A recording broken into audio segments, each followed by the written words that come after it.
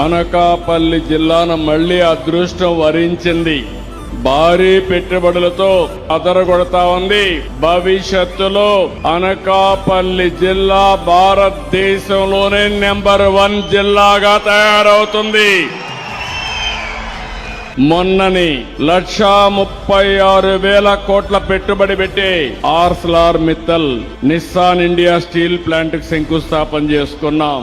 నెల రోజులే ఈ రోజు మళ్లీ రాంబిల్లులో భూమి పూజ చేశాం. రెన్యూ ఎనర్జీ గ్లోబల్ రాంబిల్లులో 5,400 కోట్ల రూపాయలు పెడుతుంది.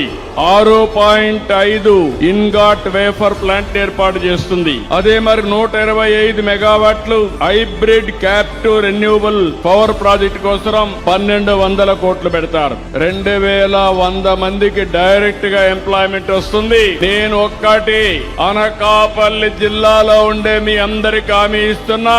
ఒకప్పుడు హైదరాబాద్ పక్కన రంగారెడ్డి జిల్లా ఉండేది చుట్టూరు. ఆ రోజు రంగారెడ్డి జిల్లా సమైక్య ఆంధ్రప్రదేశ్ లోనే అత్యంత వెనుకబడిన జిల్లా.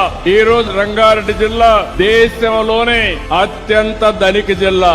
ఎన్నేళ్లంటే 25 ఏళ్లు. ఇప్పుడు విశాఖపట్నం ఉంది.